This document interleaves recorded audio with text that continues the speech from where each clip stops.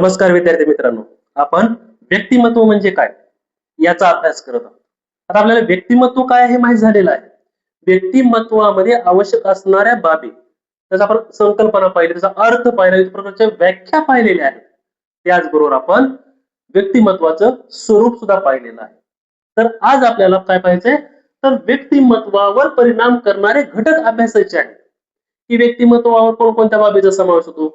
तर आपल्याला माहिती आहे, व्यक्ती ज्या वेळेस जन्माला येतो, जन्माला आल्याबरोबर त्याची बुद्धी असेल, त्याचबरोबर त्याचा अनुवंश असेल, त्याची शरीर रचना असेल, हे जे जैविक घटक आहेत त्याच्या जन्माबरोबर त्याच्यासोबत आलेले असतात.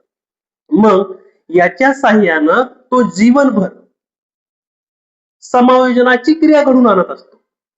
सभोवतालची परिस्थिती कशी आहे, परिसर कसा आहे, याचा विचार करत असताना, त्याच्यामध्ये समायोजन घडवून आणत असताना त्याच्यामध्ये असणारे जैविक घटक त्याचे व्यक्तिमत्व घडवण्यासाठी त्याला मदत करत असतात. म्हणजे अनुवंश असेल किंवा सभोवतालची परिस्थिती असेल, ही व्यक्तिमत्व घडवून आणत असताना त्याच्यामध्ये आंतरक्रिया घडवून आणण्याचं काम त्या ठिकाणी करत असतात. त्या सर्व बाबीचा व्यक्तिमत्वावरती परिणाम होत असतो. पण व्यक्तिमत्वावरती परिणाम करणारे घटक कुठले असतील, तर त्याच्यामध्ये पहिलं सांगता येतं आपल्याला शरीर रचना. आता आपल्याला माहित आहे की आपण शरीर रचना म्हटलं की व्यक्ती कसा दिसतो, कसा राहतो, त्याची चेहऱ्याची ठेवण कशी आहे, ह्या सर्व बाबी त्या ठिकाणी आपल्याला दिसून येत असतात. कारण आपण व्यक्तिमत्व कुणाचं चांगलं म्हणतो, एखादी व्यक्ती दिसायला सुंदर आहे, उंच आहे, गोरी गोमटी आहे, त्याचा आकर्षक पाहता आहे, त्याचा चेहऱ्याचा असणारा रंग आकर्षक आहे, त्याचं व्यक्तिमत्व आपण चांगलं म्हणतो. आणि त्याच्या विरुद्ध बाबीचा विचार जर केला, एखादी व्यक्ती बुटकी असेल, रंग काळा असेल, सावळा असेल, त्याची शरीरयष्टी किरकोळ असेल, तर आपण त्याचं व्यक्तिमत्व एका वेगळ्या दृष्टिकोनातून पाहतो, त्याला तेवढं महत्व देत नाही.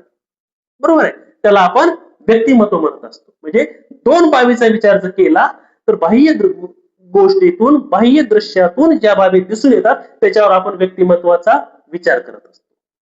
आपण आपल्या राजकारणाचा विचार जर केला तर राजकारणामध्ये असणारे मोठमोठे नेते, त्यांची असणारी चेहऱ्याची ठेवण, त्यांची असणारी उंची, त्यांची असणारी आकर्षकता, याच्यावर आपण त्यांना नेतृत्व करण्याची क्षमता दिलेली आहे.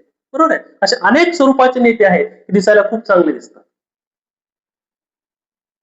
त्यांचा चेहरा आकर्षक असतो, बांधा आकर्षक असतो, शरीरयष्टी उंच असते, प्रकृती ही ठणठणीत असते, ह्या सगळ्या बाबीचा विचार करतो आणि त्याच्यावर त्यांचं व्यक्तिमत्व आपण निश्चित करत असताना आपल्याला दिसून येतं. जे शारीरिक दृष्ट्या अपंग आहेत, व्यंगत्व ज्याला आलेलं आहे, ते व्यक्ती काय करतात, समाजापासून लांब राहतात. कारण त्यांना समाजातील इतर घटकांना मिक्सअप करून घ्यायला तयार नसतात. त्यांचं सुद्धा एक व्यक्तिमत्व आहे. त्या बाबींचा आपण जर विचार जर केला तर थोडक्यात शरीर रचनेवर आधारित व्यक्तिमत्वाचा आपण विचार करतो. म्हणजे व्यक्तिमत्वामध्ये शरीर रचना सुद्धा तेवढीच महत्वाची आपल्याला दिसून येते. दुसरं आहे ग्रंथिस्राव. ग्रंथिस्रावावर देखील व्यक्तीचं वर्तन घडून येताना आपल्याला दिसून येतं. कारण शारीरिक दृष्ट्या विचार जर केला तर ग्रंथिस्राव ज्या पद्धतीने शरीरामध्ये स्राव होतो त्या पद्धतीने व्यक्तीचं वर्तन असतं. तर त्याचा सुद्धा व्यक्तीवरती परिणाम झालेला आपल्याला दिसून येतो. त्याच्यातून त्याचं वर्तन घडताना दिसून येतं. कारण ग्रंथिस्रावाचं स्त्रोताचं प्रमाण जर जास्त झालं तर त्या ठिकाणी व्यक्ती चिडचिड करतो, संयमी राहतो, बरोबर आहे, शांत दिसतो. यावर सुद्धा या ग्रंथीचा परिणाम आपल्याला झालेला दिसतो. हा सुद्धा कसा आहे, अनुवंशिकतेचा भाग आहे, शरीर रचनेचा भाग आहे, त्याचा व्यक्तीच्या व्यक्तीवरती परिणाम झालेला आपल्याला दिसून येत असतो. त्याच्यानंतर आहे विविध प्रकारच्या क्षमता. आता आपल्याला माहिती कुठल्या कुठल्या क्षमता असतात, बौद्धिक क्षमता असतात, शारीरिक क्षमता असतात, सामाजिक क्षमता असतात. या क्षमतेवर आधारित व्यक्तीचं व्यक्तिमत्व घडून येताना दिसून येतं. त्याची बौद्धिक क्षमता चांगली आहे, तो शिक्षणामध्ये अग्रेसर राहील, अध्ययन चांगलं करेल, वैज्ञानिक क्षेत्रामध्ये काम चांगलं करेल, शैक्षणिक क्षेत्रामध्ये त्याचं कार्य उल्लेखनीय असेल. जे काही घटक बौद्धिक क्षमतेवर आधारलेले असतात त्या क्षेत्रामध्ये त्याचं असणारं व्यक्तिमत्व हे निश्चितच आपल्याला कसं दिसेल, श्रेष्ठ दिसेल. तसंच शारीरिक घटकाचा विचार जर केला, शारीरिक क्षमतेचा विचार जर केला तर शारीरिक क्षमतेचं तसंच आहे. कारण त्याची शारीरिक क्षमता ज्या पद्धतीची आहे त्या पद्धतीवर आधारित तो काय करतो, कार्य करत असतो, त्या क्षेत्रामध्ये उल्लेखनीय कार्य करत असतो. तसं सामाजिक क्षमतेचा विचार जर केला तर सामाजिक क्षमता त्याची चांगली असेल तर तो बोलतो कसा, इतरांशी वागतो कसा, त्या घटकाचे समायोजन घडवून आणतो कसा, या सगळ्या बाबीवर त्याचा विकास त्या ठिकाणी आपल्याला दिसून येत असतो. तो समाजातील सर्व घटकांशी आपलेपणाचे संबंध निर्माण करत असतो आणि आपली एक एक वेगळीच प्रतिमा समाजामध्ये तो तयार करत असतो आणि त्याचे इतर घटकाचे असणारे सामाजिक संबंध हे निश्चितच चांगल्या प्रकारचे असतात. त्याला आपण व्यक्तिमत्व सुद्धा म्हणू शकतो. त्याच्यानंतर आहे अभिरुची. बघा, अभिरुची हा खूप महत्वाचा घटक आहे. अभिरुची म्हणजे आवड. आपल्या आवडीवर देखील व्यक्तिमत्व घडत असतं. आपल्याला आवड कशाची आहे? संगीताची आहे, साहित्याची आहे, खेळाची आहे. नेमकी आपल्याला आवड कशाची असते त्याच्यावर व्यक्तिमत्व निश्चित होताना आपल्याला दिसून येतं. कारण उच्च प्रतीचं व्यक्तिमत्व जर निर्माण करायचं असेल तर त्याच्या आवडी निवडी सुद्धा त्याच पद्धतीच्या असल्या पाहिजे, त्याच्यावर त्याचं व्यक्तिमत्व ठरतं. जर एखाद्याची हीन स्वरूपाची अभिरुची असेल तर त्याचं व्यक्तिमत्व सुद्धा त्याच पद्धतीचा असतो. तो प्राण्याप्रमाणे वागण्याचा प्रयत्न करतो. आपल्याला माहिती आपल्या अवतीभोवताला असे अनेक लोक असतात, कुणी चांगले असतात, कुणी वाईट असतात. आपण त्या पद्धतीने त्यांचा दर्जा निश्चित करतो, पण त्यांचं व्यक्तिमत्व घडत असताना त्या व्यक्तींच्या असणाऱ्या आवडीनिवडीचा त्यांच्यावरती परिणाम झालेला असतो. ज्यांची अभिरुची उच्च कोटीची आहे निश्चितच त्यांचं व्यक्तिमत्व चांगलं असतं आणि ज्यांची हीन प्रवृत्तीची अभिरुची आहे त्यांचं व्यक्तिमत्व निव्वळ प्राण्याच्या स्वरूपामध्ये आपल्याला दिसून येतं. म्हणजे जशी आपली आवड असेल तसं त्यांचं व्यक्तिमत्व असतं. पुढला आहे प्रवृत्ती. प्रवृत्तीवर सुद्धा व्यक्तिमत्व आपल्याला घडून येताना दिसून येतं. प्रवृत्ती म्हणजे काय? व्यक्तीची वागण्याची पद्धती म्हणजे प्रवृत्ती. जेवढ्या व्यक्ती तेवढ्या प्रवृत्ती आपण असं म्हणतो, बरोबर आहे. मग या प्रवृत्तीचा विचार जर केला त्याच्यामध्ये अभिवृत्ती आहे, मनोवृत्ती आहे. आपल्याला माहिती आहे अभिवृत्ती कशाला म्हणायचं, मनोवृत्ती कशाला म्हणायचं. त्याच्याविषयी आपण आपल्या चॅनलला जे शॉर्ट्स आहेत त्याच्यामध्ये आपण अभिवृत्तीची सविस्तर संकल्पना घेतलेली, मनोवृत्तीची सुद्धा घेतलेली आहे. अभिवृत्ती म्हणजे काय? व्यक्तीचा वागण्याचा असणारा कल. आणि मनोवृत्ती म्हणजे काय? व्यक्तीचा असणारा मनाचा कल. अभि म्हणजे वागण्याचा आणि मनोवृत्ती म्हणजे मनाचा. अभिवृत्तीमध्ये काय येतं? नेतृत्व करण्याची क्षमता येते, धाडसी नेतृत्व येतं किंवा भित्रेपणा असेल, या बाबी व्यक्तीच्या अभिवृत्तीमध्ये दडलेल्या असतात. मनोवृत्तीमध्ये काय असेल की एकंदरीत असणारे मूल्य, तर मूल्यांचा समावेश मनोवृत्तीमध्ये करता येतो. अभिवृत्ती बदलता येत नाही पण मनोवृत्तीमध्ये बदल घडवून आणता येतो, त्याच्यावर व्यक्तिमत्व आहे. मग मूल्यांचा विचार जर केला, सामाजिक मूल्य आहेत, राजकीय मूल्य आहेत, लोकशाहीची मूल्य आहेत, नैतिकतेची मूल्य आहे, त्या सगळ्याचा व्यक्तीवरती परिणाम होताना दिसून येतो आणि त्याच्यातून त्याची प्रवृत्ती घडत असते आणि ते वर्तनाच्या स्वरूपामध्ये बाहेर पडताना आपल्याला दिसून येते. त्याला आपण व्यक्तिमत्व असं म्हणू शकतो. हा सुद्धा घटक व्यक्तिमत्वावरती परिणाम करताना दिसून येतो. त्याच्यानंतर पुढला आहे कुटुंब. व्यक्तीच्या व्यक्तिमत्वामध्ये परिणाम घडून आणणारा अत्यंत जवळचा घटक म्हणजे कुठला आहे? कुटुंब आहे. ज्यावेळेस मूल जन्माला येतं, लहानाचं मोठं होत असतं, त्यावेळेस तो कुटुंबाच्या सहवासामध्ये जास्तीत जास्त आलेला असतो.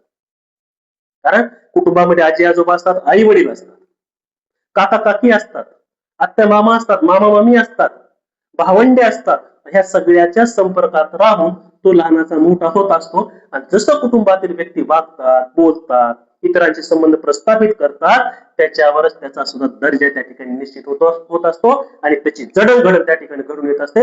म्हणजे व्यक्तीच्या व्यक्तिमत्वावरती कुटुंबाचा खूप मोठा परिणाम झालेला आपल्याला दिसून येतो. त्याच्यानंतर पुढे आहे मित्र परिवार व शेजारी. खूप महत्वाचा भाग आहे बघा, मित्र परिवार आणि शेजारी. कारण असं म्हटलं जातं जशी संगत आहे तसं आपण त्या ठिकाणी घडत असतो. संगत म्हणजे कोणाची असते? आपल्या जवळपासच्या असणाऱ्या लोकांची असते. त्याच्यामध्ये कवी मोरोपंत म्हणतात, सुसंगती सदा घडो सुजन वाक्य कानी पडो. मोरोपंतांनी खूप छान छान म्हटलेलं आहे, सुसंगती सदा घडो आणि सुजन वाक्य कानी पडो. म्हणजे आपल्या शेजारी अवतीभोवती जसे लोक आहेत, मित्र परिवार आहे, शेजारी आहेत, त्याच्यावर बालकाचं व्यक्तीचं व्यक्तिमत्व घडून येतं.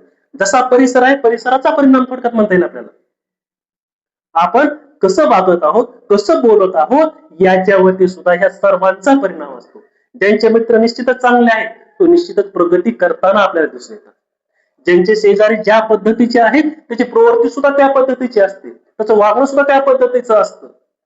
कारण त्या घटकाचा परिणाम त्यांच्यावरती झालेला असतो आणि त्याच्यातून व्यक्तिमत्वाची जडणघडण होताना दिसून येते. कारण परोपकार असेल, सहकार्य असेल, सेवा असेल, सहजीवनातील परस्पर आदरभाव असेल, संबंध असतील, हे सगळे कशावर आहे? आपला असणारा मित्र परिवार आणि शेजारी या घटकावर आधारलेले असतात आणि त्याच्यातून व्यक्तिमत्वाची जडणघडण होत असते. त्याच्यानंतर आहे शाळा. शाळा म्हणजे काय? समाजाची असणारी दुसरी प्रतिकृतीच आपण म्हणू शकतो. समाजामध्ये जे घटक आहेत त्या घटकांचा समावेश शाळेमध्ये झालेला आपल्याला दिसून येतो. शाळा काय आहे? समाजाची प्रतिकृती आहे आणि या शाळेतूनच व्यक्तीचं व्यक्तिमत्व त्या ठिकाणी साकारताना आपल्याला दिसून येतं. कारण सद्गुणाची जडणघडण ही शाळेमध्ये होत असते. सामाजिक चालीरीतींची असणारी जडणघडणीचा पाया शाळेमध्येच घातला जात असतो.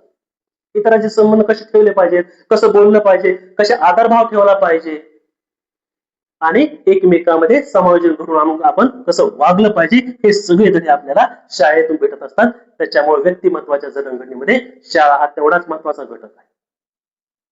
कारण शाळेमध्ये सामाजिक मूल्यांची रुजवणूक केली जाते, राजकीय मूल्यांची रुजवणूक केली जाते, लोकशाहीच्या मूल्यांची रुजवणूक केली जाते, वैज्ञानिक मूल्यांची रुजवणूक केली जाते, नीटनेटकेपणा आवश्यक कुठल्या गोष्टीचा आहे याची रुजवणूक केली जाते. त्याला आपण शाळा म्हणतो आणि त्याच्यातून समाजासाठी आवश्यक असणारं व्यक्तिमत्व हे शाळेमध्ये घडतं. त्याच्यामुळं व्यक्तिमत्वासाठी शाळा हा खूप महत्वाचा घटक आहे.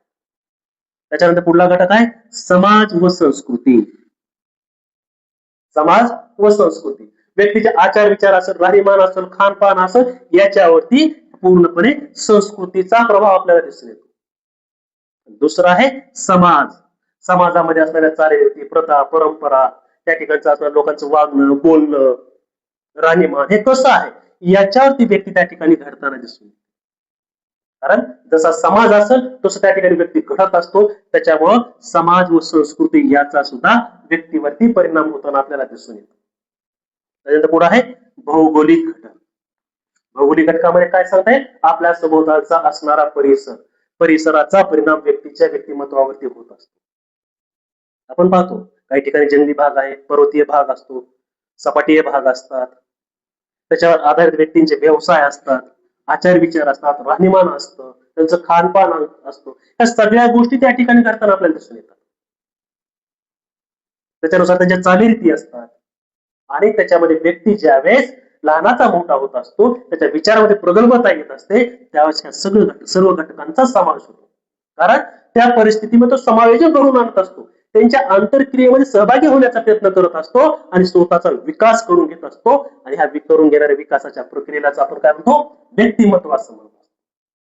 या व्यक्तिमत्वाचा विचार जर केला तर शारीरिक रचना असेल, ग्रंथी स्राव असतील, विविध क्षमता असतील, अभिरुची असेल, प्रवृत्ती असेल, त्याचबरोबर कुटुंब संस्था असतील, मित्र परिवार असेल, शाळा असेल, समाज असेल आणि भौगोलिक घटक असतील, त्या सगळ्याचा परिणाम व्यक्तीवरती होत असतो. थोडक्यात सांगायचं म्हणजे काय? स्वभावात दडलेलं खऱ्या मनाचं रूप, स्वभावात दडलेलं खऱ्या मनाचं रूप वागण्यात दिसतं त्याचं सुंदर स्वरूप.